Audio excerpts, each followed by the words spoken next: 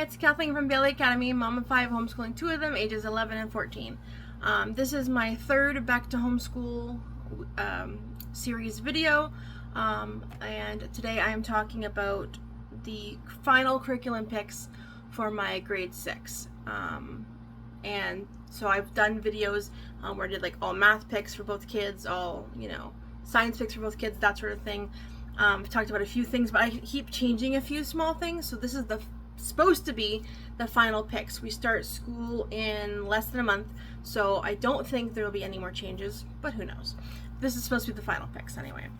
Alright, so for my rising grade 6, starting with ELA, English Language Arts, we have purchased Hearth and Story, grade 5, not grade 6, which I'll explain in a second. And so I printed everything out and put it in a binder. We decided to go with grade 5 because grade 6 doesn't do spelling, it does vocabulary. My daughter still needs spelling, and the writing, she's not at the writing level of a grade 6 according to Hearth and Story. So we picked grade 5, Hearth and Story. Now what it does is it gives you alternative covers through the Facebook group if you don't want it to say like, grade 5 for your grade 6, so they don't feel behind or something. But I didn't like their covers because they still said level 5, I believe, and I don't like that. So I just did this, and she can color that. I just did it in Canva, and I have each section, kind of hard to show you, but so I have writing, grammar, spelling, and brain food, which is their like critical thinking and sort of thing. And I don't have the literature because we're doing our own literature. And then at the top I have their specific, so like this is writing if I wanted to look at all the writing things, but this is what's going to move and change spots depending which day that she's on. If you're not familiar with Hearth and Story, they are super affordable. I don't even buy that much curriculum, and I bought their curriculum with no discounts or any reviews or anything. I was able to do that because it was so cheap.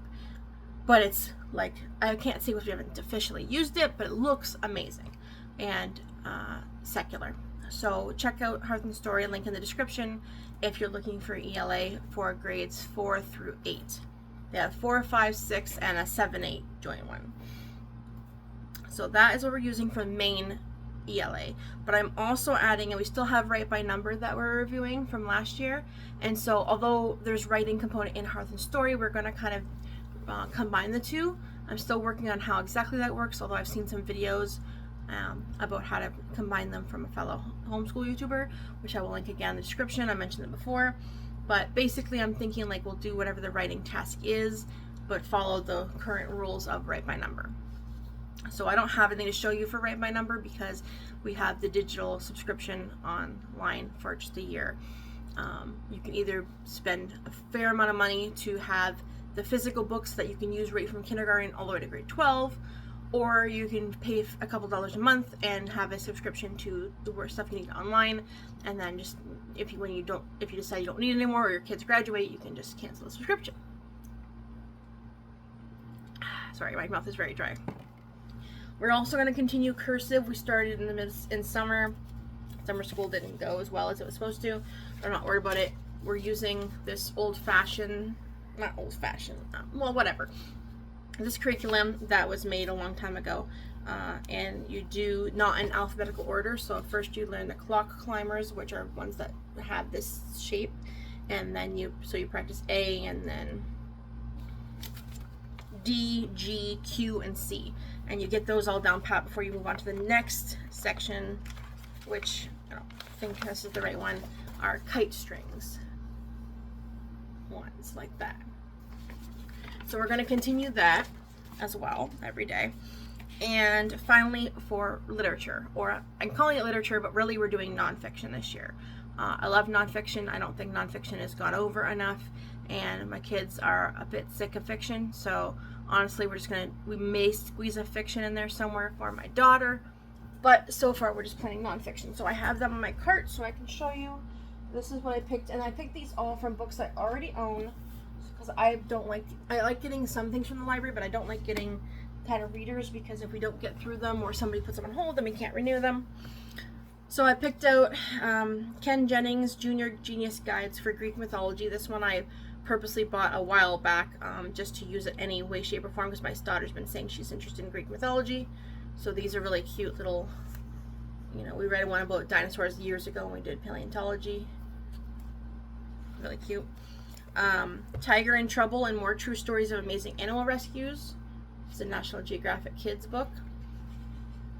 Now, my daughter can read these all on her own, but she has trouble with comprehension and staying on task and stuff. So I'm going to read with her. I'll read some, she reads some, that sort of thing. Or some of them I might read all of it, or she might read all of it. We'll figure that out. This is What Do You Know About Science and Technology? Over 101 questions and answers. It's a little thin book. It's just a questions and answers guide. Like that. Doesn't. I think this was just picked up at a thrift store or dollar store or something. Cool careers for girls with animals. So my daughter wants to be a vet or something like that. So I thought this would be a good one. I picked this up at a thrift store a long time ago. I haven't actually read it yet. 13 Things Every Kid Needs to Know by 13. This one I got for review. I've already reviewed it myself, but we're going to use it this year for the school year.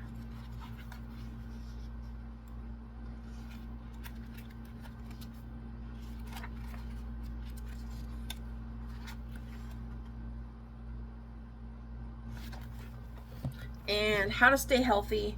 Activities, exercises, and advice for a healthier, stronger body. This one's really thin and very easy to read, and it has some work in it. But I just added it in there because I want to be able to actually use it so I can pass it on. So those are the books that we're going to use, and then I'm sure I can find other ones if we go through all of these. Those are going to be what we usually consider readers. Trying to get them back in their spot. Okay. So that is ELA. For health and PE, we are going to use, I bought teacher resource cabins when my children were in grade 4 and grade 7. I bought their health, and we were doing them in their handwritten workbooks. My children have trouble with writing. My daughter has dysgraphia. It doesn't work very well, but I still have them. And although my daughter's in grade 6, not grade 7, I decided that we're going to do the teacher resource cabin ones, but verbally. So we're just going to do everything in a talk. And then I also have library books that I'm going to be getting to just read through and go through for health as well. So we're going to do talking and discussing reading for health for the most part. And then for PE, every day my daughter and my son are going to go for a walk, short walk, or a longer walk if they go with a sibling, an older sibling. And then also one day a week they're both going to do PE together. And we're just going to use various free PE resources. I have games that I found on YouTube that we can actually do here. There's also obviously Just Dance and things like that. If it's nice out, we'll go outside. Whatever I come up with each week. That is health and PE for her. For history, we are doing Curiosity Chronicles Early Modern History, Part 1, or Volume 1. We got this for review. I have a video of unboxing, and I have this all set up now. So this is the textbook. It's got color, little timeline at the bottom. I have the MP3 of them reading the textbook aloud, so I don't even have to read the textbook. I have the instructor guide and student guide.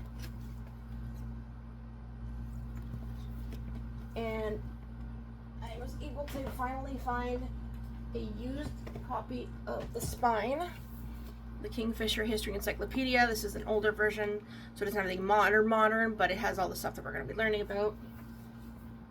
And I have a little thing that I made. I created on the computer a Google Sheets that shows this is the date that we're going to be doing this chapter or this section, what day specifically we're going to do the chapter questions and reading, when we're my son's going to do the timeline but my daughter's not, so I wrote that down, or videos I wanted to add in, or extra things I wanted to do, and all the different activities that are in the student manual, and I wrote down supplies needed and things like that. Pause that if you want to see a little better.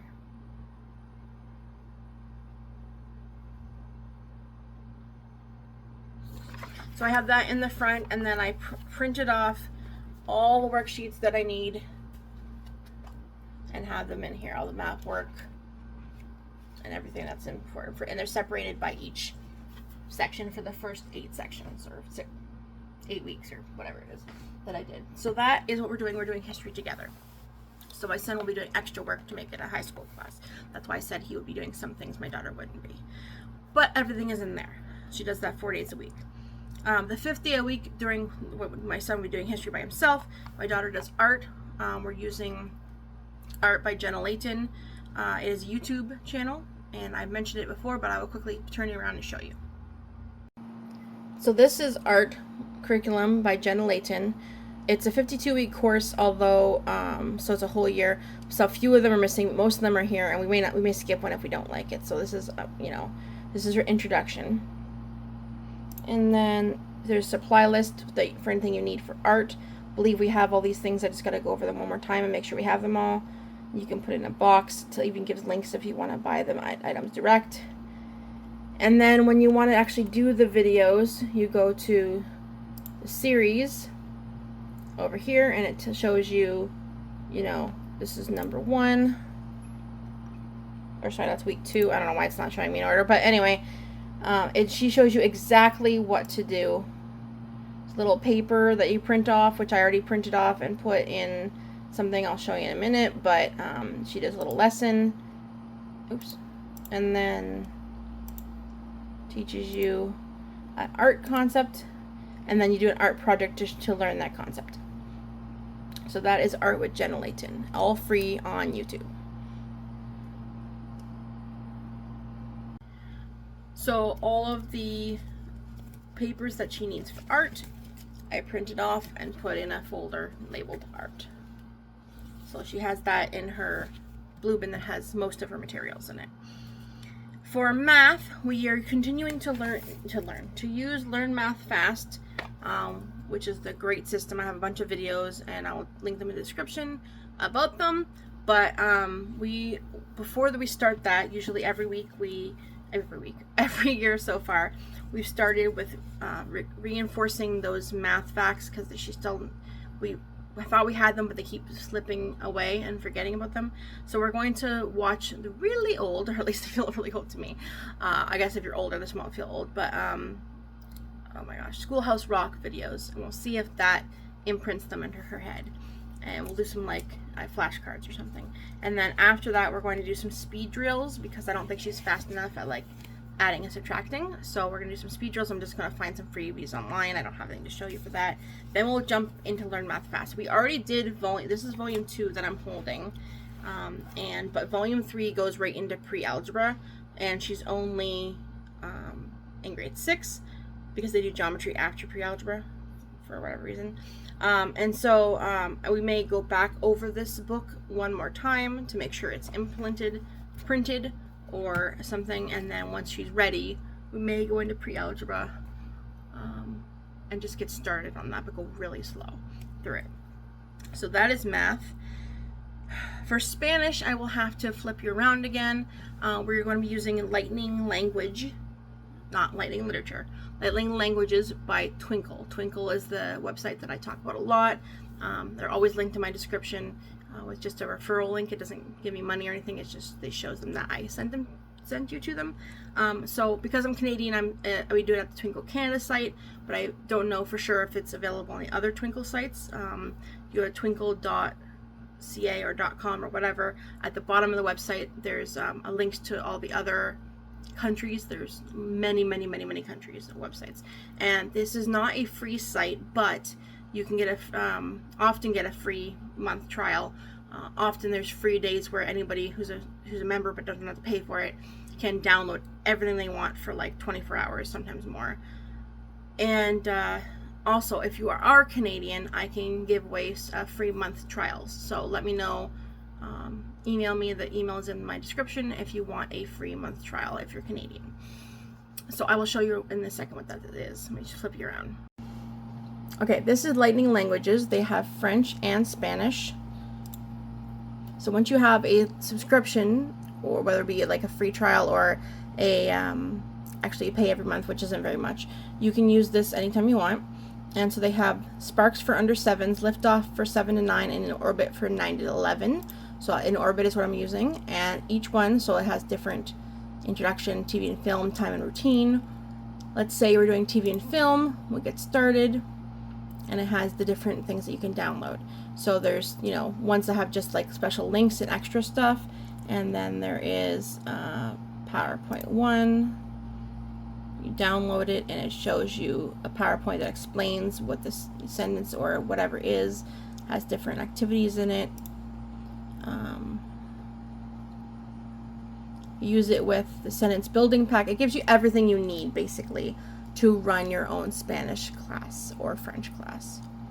So that is what we're going to be using, and I can add in extra stuff for free as well if I want to. Alright, so that is Spanish. We'll see how that works. Turning it back around. Okay, I was wrong. Our next one is music, and for music, I think that she needs to do more about music theory. We will be using mymusictheory.com, which is completely free. We're doing what's considered the grade 1 music theory class, but I don't think it's necessarily have to do with, like, you know, if you're in grade 1 or not. It's just like the beginning of music theory. So we go down here. It has different classes, or lessons, I guess you should say. So pitch and the treble clef would be first. And it just, on the screen, it explains things, so I can have her sit next to me and learn this. There's things to listen to, letter names, things to listen to. Shows you where on the keyboard it is, and then exercises. And I believe there are sometimes printouts and stuff too. I just have to look this over a little bit more, but that is basically what we're going to do, is just go over that. And then eventually I'm hoping to work on learning recorder near the end of the year when she's learned her music theory better. And so that is what we're doing for music. I'm also going to show you tech. Okay, for her tech class, I just decided what I thought she would want to, or need to learn and want to learn, and had ChatGPT help me out with how to make it, plan it out and stuff, and I have a video on how to do that as well, which I'll try to remember to put in the description. And so this is my notes of what we're doing. So we're doing technology only 2 times a week. I estimated about 34 weeks, and then I put in, so week 1, class 1, and class 2. Specifically what we're doing based on what it told me she should learn. So for example, class 1 is what is technology class, expectations, digital citizenship overview. So we're going to go over the syllabus, like what we're going to learn, watch and discuss this video, it's a video. And then class 2, what does it mean to be respectful online, scenarios and some discussion. Clicking on this lesson. Week 2, week 3, phishing and scams. We're going to learn about all kinds of different things. Passwords and privacy, computer basics and file management. We're going to use these lessons for that. How to use Google Drive. I didn't link anything because I'm just going to show her how to use Google Drive better than she already uses it. Intro to coding, digital research skills, citing sources, careers in technology, emerging tech concepts like AI and robotics, and VR, 3D printing in the future. And then she's going to have a project, digital portfolio project there, and then review extensions and typing mastery. I forgot to mention, we're going to be typing every day as well. She has to do a little bit of typing. And then all about me, Google Slides front project at the end. And yeah, that's basically what we're going to do for tech, is the I listed plus a little bit of typing practice. Flip you back around. Okay, almost done. For science, we decided she's doing forensics all year. We did a little forensics last year. She loved it so much that she wants to do forensics all year. So we decided to use Forensics Made Easy. Forgot to get the book. Hold on. Forensics Made Easy is an online, it's a high school class. Free resources to teach it yourself. And so obviously she's not in high school, but I decided we're going to do it. So I mentioned this before, but I put a little forensics folder together, and she's going to be doing most of what they have. So she's going to be skipping, where is it? So she's doing the introduction, physical evidence, glass and soil, fingerprints, and hair and fiber. We're skipping firearms and ammunition and ballistics. We're doing drugs and paraphernalia. I think she's old enough for that. Chemical analysis, bodies and autopsies, we are doing a tiny bit of, but not as much as they are talking about. DNA and typing, and yeah, that's what we're covering. And so I have all the stuff that I needed to print out here. Everything else is available on the website. And I have a Forensics for Dummies book that's mine, that I just marked a few things I wanted to share, and I got it all, collaborated and printed off paper that says like what we're doing, when we're doing the different labs, when, etc. So I have that all ready to go, and eventually I'll be doing a video that says more about that, I think. And then geography, we are going to be mostly doing 180 days of geography for 6th grade, which I got for a review many years ago but have never used. And so we're going to, well, we reviewed it, but I didn't use it. So we're going to be officially using this so I can get a better idea of this. But before we do that, we're going to focus more on Canada. And so I bought Canadian Geography from True North History. I'll link them below. We're doing it's made as it could be done in a group, but I'm just doing it with my daughter. It's kind of like a fun unit study. Doing 1 lesson a day. And I also bought this because I found it cheap online, Canada Activity and Fact Book. When we talk about the different provinces, we'll add in these extra things that you can do. And also, it's not considered geography, but in our morning basket, which I will link, that's part of our series, it was last video, we're still doing map work every morning basket. So I think that is everything that she is going to be doing this school year. And let me know if you have any comments, and like and subscribe to see the rest of the homeschool YouTube series, our back to school series, or anything else, and it's coming up.